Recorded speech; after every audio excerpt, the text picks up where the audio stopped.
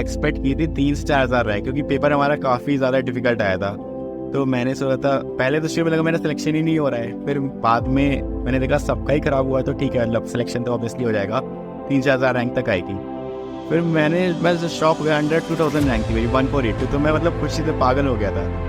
तो मतलब इतनी रैंक मेरी आ ही नहीं सकती, किसी गलत रोल नंबर डाल दिया मैंने, गलत रिजल्ट आ गया, ये मेरा नाम नहीं है, गलत रिजल्ट है। फिर मैंने देखा मेरी रैंक है ये, तो मतलब मैं खुशी से पागल हो गया था। और सेम चीज़ मैंने मम्मी पापा को जाकर बताई, तो मम्मी पापा भी शॉक हो गए थे।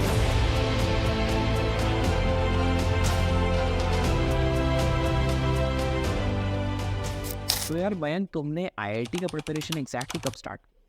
नाम का बोले तो मैंने 11th से स्टार्ट कर दी थी, पर असली प्रिपरेशन मेरी 12th से ही स्टार्ट हुई थी आई टी जेई की। 11th में मैं पढ़ाई तो करता था, पर उतना फोकस नहीं था आई टी जेई को लेके। पढ़ाई तो हमेशा से करता था, पर आई टी जेई को लेकर उतना फोकस में 11th में था नहीं कभी। तो 12th से ही मैंने जाना था कि आई आई टी जाना है। 11th में तो बस ऐसे ही हवा हवा में था कि आई आई टी होता है, ठीक है पढ़ाई कर रहा हूँ मैं। बस आई वॉजेंट फोकस इनफ, मतलब मैं बोलूँ तो मैं काफ़ी मतलब मस्ती करता था 11th में, और मतलब मैं उतना फोकस नहीं था जितना मैं 12th में था आई टी जेई को लेकर। आई टी जेई निकालने का अब मेरे को लग रहा था, इस लैपटॉप से ही पढ़ के आई टी जेई निकालना है। तो वो मेरे को एक सेटबैक सा था वो मेरे लिए, क्योंकि मैंने सोचा कुछ और था और हो कुछ और रहा था। काफ़ी ड्रास्टिक चेंज था ऑलमोस्ट सबके लिए, कि ऑनलाइन ऑफलाइन से एकदम से ऑनलाइन शिफ्ट हो चुका था। ऑनलाइन पढ़ाई मैंने बोलूँ तो 10th में तो करी थी मैंने ऑनलाइन पढ़ाई, पर उतनी आदत नहीं थी। 10th में स्कूल भी जा रहा होता था, यहाँ केवल ऑनलाइन थी। ऑफलाइन कोई सपोर्ट नहीं था, कोई टीचर नहीं था मेरे पास, सिर्फ ऑनलाइन पढ़ाई कर रहे हो तुम। और ऑनलाइन में होता है सपोर्ट सिस्टम, ठीक है तुम डाउट पूछ सकते हो, पर मेरे को उतनी आदत नहीं थी, और मैं कोचिंग क्लासेस अटेंड भी नहीं करता था इस वजह से, क्योंकि कोचिंग मैंने पहले कभी करी भी नहीं थी। और इस समय ऑनलाइन कोचिंग तो मतलब मेरे को बिल्कुल पसंद नहीं आ रही थी। मेरे को उससे बेटर तो यूट्यूब लगता था, जहाँ पे तुम अपनी पेज से पढ़ सकते हो और आराम से पॉज करके फिर चिल भी कर सकते हो। ना कि ऑनलाइन कोचिंग जहाँ पे तुम क्लासेस रेगुलरली बैठ के देख रहे हो, समझ में आ रहा है नहीं आ रहा है किसी को फ़र्क नहीं पड़ता, तुम्हें बस वहाँ बैठ के अटेंड करना है, नोट्स बनाने हैं, चाहे तुम्हें घंटा कुछ फ़ायदा ना हो रहा हो उसका। मेरे को बहुत वियर्ड सिस्टम लगता था, तो मैंने सोचा कि ऑनलाइन ही पढ़ाई कर लेता हूँ यूट्यूब से 11th के स्टार्टिंग में ही। तो मतलब वही है, तो यही था मेरा सीन 11th के स्टार्टिंग का, तो कोचिंग कोचिंग और बाकी सब चीज़ों का। ओके। तो यार तुमने जैसे बताया कि 11th में तुम मोस्टली है ना ऑनलाइन लेक्चर्स पे रहते थे, बट ऑनलाइन तुम्हें पसंद नहीं था बिकॉज ये बहुत वेird सिस्टम लगता था। तो मोस्टली तुम प्रेफर करते थे यूट्यूब। तो यूट्यूब पे मतलब कौन कौन से चैनल्स पर्टिकुलरली फॉलो करते थे, और किस पे मतलब ज़्यादा डेडिकेट करते हुए अपने प्रिपरेशन? यूट्यूब मैंने मतलब मेरा भाई प्रिपरेशन कर रहा था आई कि, तो उसने बोला कि पेज वाला है उससे पढ़ना शुरू करते, वो अच्छा पढ़ाता है। मैंने कहा ठीक है शुरू करते हैं। और मैंने उनके लेक्चर्स देखे 2-3, मेरे को काफ़ी गए। इमोशनल कनेक्शन तो सभी गए उनसे, तो मेरा भी हो गया था शुरू में ही, क्योंकि वो तो प्यार से पढ़ा रहे होते हैं, मतलब कॉन्सेप्ट मक्खन करके पढ़ा देते हैं एकदम, तो अच्छे से समझ में आ रहा होगा सब कुछ।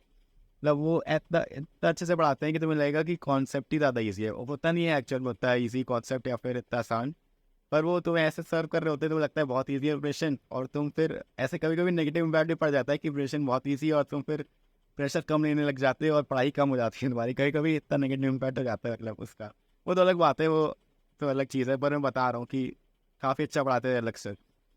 तो भाई उनके साथ मैंने पढ़ना शुरू कर दिया था। फिजिक्स वो पढ़ाते थे और केमिस्ट्री भी साथ में पढ़ाते थे। वो तो फाइव फ्रेंड लेक्चर्स देखे ही होगे तुम लोगों ने, तो वो काफ़ी अच्छा था। और मैथ्स की बात करूँ तो मैं अनअकैडमी भी काफ़ी अच्छी पढ़ाते हैं। दोनों फिजिक्स वाला अकेडमी राइवलरी आपस में चलती रहती है उनकी, वो अलग बात है, पर मेरे को तो पढ़ाई से मतलब था। ये सब राइवलरी भाड़ में जाए, मेरे को तो पढ़ाई करनी थी। तो अनअकैडमी से मैंने देखा मैथ्स काफ़ी अच्छा पढ़ा रहे समीर सर, समीर चिंचोलीकर सर बोलूँ, याद नाम याद तो नहीं एग्जैक्ट, हाँ समीर सर ही थे। वो काफ़ी अच्छा पढ़ाते थे मैथ्स, मतलब वो भी एकदम अच्छे से कॉन्सेप्ट स्मूथ कर देते थे। और उनकी मैथ्स मतलब काफ़ी अच्छे से समझ में आ जाती थी मेरे को, तो उनको मैंने फॉलो किया था अनअकैडमी से मैथ्स के लिए, और फिजिक्स और केमिस्ट्री के अलग सर से। तो ये कॉम्बिनेशन काफ़ी अच्छा बैठा मेरे लिए। मतलब कॉन्सेप्ट्स तो मेरे को अच्छे समझ में आ रहे थे, बाकी क्वेश्चन प्रैक्टिस में उस समय बहुत कम कर रहा था। मतलब मैं डेली लेक्चर्स में अपना टाइम वेस्ट कर देता था, और मतलब उतना टाइम नहीं देता था मतलब क्वेश्चन प्रैक्टिस को, जो कि काफ़ी बड़ी गलती मैंने पता लगाया कि है मेरे लिए। क्योंकि क्वेश्चन प्रैक्टिस तुम नहीं कर रहे हो तो लेक्चर्स का ऑलमोस्ट कोई फ़ायदा नहीं है तुम्हारे लिए। तो यार एक चीज़ बताना कि यार तुम्हारे 11th पे फिर अगर मॉक टेस्ट देते थे तो उसमें कितने नंबर आते थे, और फिर 12th में क्या चेंजेस रहा मॉक टेस्ट? 11th में मॉक टेस्ट अगर दूंगा तो पता चलेगा ना नंबर कितने आते थे। दस बात तो है, मैंने 11th में एक भी मॉक टेस्ट नहीं दिया था। मॉक टेस्ट से मतलब मेरे को डर सा लगता है, क्योंकि क्वेश्चन प्रैक्टिस ज़्यादा करता नहीं था। तो मेरे को लगता था क्वेश्चन मैं ऐसे प्रैक्टिस कर नहीं रहा हूँ तो मॉक टेस्ट में मेरे से क्या ही बनेंगे क्वेश्चंस, और कम मार्क्स आएंगे तो मैं डिमोटिवेट हो जाऊँगा। तो इससे अच्छा नहीं रहता हूँ, बस लेक्चर सीखता रहता हूँ, क्योंकि इलेवंथ में ये काफ़ी बड़ी बेवकूफ़ी थी जो मैंने करी थी। अगर मैं इलेवंथ में ढंग से क्वेश्चंस प्रैक्टिस कर लेता तो मेरी रैंक ऑलमोस्ट मतलब काफ़ी बेटर होती है, मतलब अच्छी है ठीक है, पर और बेटर हो सकती थी अगर मैं इलेवंथ में क्वेश्चंस प्रैक्टिस कर लेता और मॉक टेस्ट दे लेता। तो मॉक टेस्ट मैंने लिटरली इग्नोर कर दिए, मुझे पता नहीं था मॉक टेस्ट की इंपॉर्टेंस। ट्वेल्थ में आके पता लगा मॉक टेस्ट कितने इंपॉर्टेंट हो सकते हैं तुम्हारी एक अच्छी रैंक बनाने के लिए। तो मयंक ये बताना कि तुमने एग्जैक्टली कौन से बुक्स फॉलो किए अगर पर्टिकुलरली एडवांस के लिए किए, और क्या फिजिक्स वाला थे मॉड्यूल्स तुमने फॉलो किए और वो कैसे थे एडवांस के पॉइंट। तो बात करूँ तो आकाश की कोचिंग मैंने ज्वाइन की थी, तो मैंने मॉड्यूल्स उनके अच्छे से फॉलो किए थे पूरे, मतलब सारे मॉड्यूल्स ऑलमोस्ट पूरे सॉल्व किए थे। क्लासेस में उनके अटेंड नहीं कर रहा था बट मॉड्यूल्स में कर रहा था और मैंने अच्छे से सॉल्व किए थे उनके मॉड्यूल्स। और बात करूँ बाकी बुक्स की, तो एनसीईआरटी एक अच्छा रिसोर्स रहती है केमिस्ट्री के लिए, खासकर तुम उससे पढ़ रहे होगे तुम्हारे काफ़ी अच्छे मार्क्स आ रहे होंगे जेईई मेंस में भी और एडवांस में भी। तो ये हो गया एनसीईआरटी की बात हो गई, मॉड्यूल्स की बात हो गई। और फिजिक्स की बात करूँ तो फिजिक्स गैलेक्सी की बुक आती है एडवांस रजिस्ट्रेशन, वो मैंने सॉल्व करी थी। वो काफ़ी अच्छी बुक होती है एडवांस के लिए, तुम अगर एडवांस तैयार कर रहे हो इसलिए। और ऑर्गेनिक केमिस्ट्री के लिए मैंने थोड़ी बहुत एम एस चौहान भी सॉल्व करी थी, उससे रिएक्शन मैकेनिज्म मेरा स्ट्रॉन्ग हो गया था। और मैथ्स में थोड़े बहुत एक दो चैप्टर मैंने समीर बंसल से लगाए थे कैलकुलस के लिए, क्योंकि कैलकुलस मेरी थोड़ी सी वीक थी, तो उस बुक से थोड़ा बहुत मुझे फ़ायदा हुआ था, थोड़ा बहुत मुझे फ़ायदा हुआ था उस बुक से, और एक अच्छी नॉलेज बन गई थी मेरी कैलकुलस की। तो यही ऑलमोस्ट सारी बुक्स मैंने मिस कर थी, मतलब ज़्यादा, मतलब मैंने बहुत ज़्यादा बुक्स तो फॉलो नहीं करी, मैं जितनी करी अच्छे से करी। बहुत लोग बात करते हैं एच सी वर्मा, आयरोटो, क्रोटो, ये सब बुक्स मैंने देखी तो थी पर मुझे काफ़ी डिफिकल्ट लग रही थी शुरू में। मैंने 2-4 क्वेश्चन लगाए पर फिर मेरा मन हट गया और मैंने बंद कर दी सब सॉल्व करना। बुक्स नो डाउट अच्छी हैं पर वही नहीं, अच्छा हर अच्छी बुक तो सॉल्व कर रहे हो थे एडवांस, तो जो बुक्स कर रहे हो वो अच्छे से करो, दैट इज इनफ। और ये बैकलॉग्स और रिवीजन का क्या हाल है। बैकलॉग्स, ट्वेल्थ में मैंने रियलाइज़ किया मेरे बैकलॉग्स हैं। इलेवंथ में तो मतलब ज़्यादा मेरे को सिलेबस का भी आइडिया नहीं था, सिलेबस का आइडिया इन द सेंस मैं पढ़ तो रहा था पर मेरे को ये नहीं पता मेरा स्ट्रॉन्ग सब्जेक्ट क्या है, वीक सब्जेक्ट क्या है, स्ट्रॉन्ग टॉपिक्स क्या है, वीक टॉपिक्स क्या है, क्योंकि मैंने मॉक टेस्ट दिए नहीं थे। तो ट्वेल्थ में मेरे को रियलाइज़ हुआ कहाँ मैं लैग कर रहा हूँ। बोर्ड से 1-2 महीने पहले जो खाली टाइम होता है उसमें मैंने डिसाइड किया कि इलेवंथ के जो बैकलॉग्स मेरे बन गए थे वो मैं ख़त्म कर देता हूँ, क्योंकि ट्वेल्थ में मैंने एक ऐसा मतलब सिस्टम बना लिया था कि मैं ट्वेल्थ वाले टॉपिक्स का बैकलॉग तो मेरा नहीं बना था, क्योंकि ट्वेल्थ के टॉपिक्स तो मैं साथ में कवर कर रहा था, जो बना था वो इलेवंथ की टॉपिक्स का था। तो 1 महीना मैंने निकाला था और इस 1 महीने में मैंने ट्वेल्थ के जो भी टॉपिक्स बच गए थे, मैं बताऊँ तो जैसे मेरी मैथ्स में कोऑर्डिनेट ज्योमेट्री रह गई थी, काफ़ी बड़ा वेटेज होता है उसका जेईई मेंस में और एडवांस में भी। और फिजिक्स की बात करूँ तो रोटेशन मेरे को पहली बार में बिल्कुल समझ नहीं आया था, एकदम out of the box concept था वो मेरे लिए, चैप्टर था मेरे लिए, तो मैंने उसको भी रिवाइज का किया था, पढ़ा ही था मैंने उस 1 महीने में। और केमिस्ट्री में बात करूँ तो ऑर्गेनिक मेरी वीक रह गई थी, कॉन्सेप्ट इंडक्टिव ये सब मेरे को पता ही नहीं था क्या होते हैं इलेवंथ में, तो फिर ट्वेल्थ में मैंने ये सब पढ़ा था। और बात करूँ तो यही सब मेन टॉपिक्स थे, और भी 1-2 चैप्टर्स थे, वही है, यही सब मैं 1 महीने में कवर कर रहा था। और सब्जेक्ट वाइज मॉक टेस्ट भी देते इनके, जिससे कॉन्सेप्ट मेरे अच्छे से दिमाग में बैठ जाए। ऐसा लगता है कि हर किसी का कोई ना कोई सपना होता है। जैसे मैं जेईई का जब प्रिपरेशन करता था तो मेरा सपना था आईआईटी में जाने का, और आज जब मैं आईआईटी में आ चुका हूँ तो मेरा कुछ और सपना है। सिमिलरली इसी सपने को पूरा करने के लिए बहुत सारे बच्चे, लाखों बच्चे प्रिपरेशन करते रहते हैं, और इसी प्रिपरेशन के टाइम में कुछ हमारे ऐसे टीचर्स होते हैं जो हमें सपने देखने की आज़ादी देते हैं। सिमिलरली इस बार फिजिक्स वाला लेकर आए अपने बैचेस में हेवी डिस्काउंट्स इंडिपेंडेंस डे के ऑफर पे। जैसे अगर आप देखो अर्जुना जेई 3.0 2024 बैच, इसका प्राइस रख दिया गया 3200। सिमिलरली लक्ष्य जेई 3.0 2024 बैच, इसका प्राइस रख दिया गया 3200, और प्रयास 3.0 बैच का प्राइस रख दिया गया 3200। इसका हिंदी वर्जन का बैच का प्राइस है 2300। इसमें आपको live lectures, DPPs, tests, revision सब कुछ मिलेगा। उसके साथ साथ आपको जस्ट 49 रुपीज़ में आपको इसके 1 शॉट वाले पॉकेट कोर्सेज भी मिल जाएंगे, और इसके बुक्स भी अवेलेबल है जिसके अलग अलग डिटेल थ्योरी भी है और शॉर्ट नोट्स भी है और टॉपिक वाइज लर्निंग प्लस एक मल्टी कंसेप्ट एमसीक्यूज भी है, तो आप उसका यूज़ कर सकते हो। अगर आपको कुछ भी परचेस करना है, अगर कोई भी कोर्स परचेस करना है, तो मेरा कोड यूज़ कर सकते हो रिथ 150, तो उससे आपको एक्स्ट्रा 150 का डिस्काउंट मिल जाएगा, लिंक डिस्क्रिप्शन पे। और यार ये बताना, जेईई मेंस पे आपकी बहुत अच्छी परसेंटाइल आई 99.7, तो लास्ट के 1 मंथ में एग्जैक्टली आपने क्या फॉलो किया जेईई में।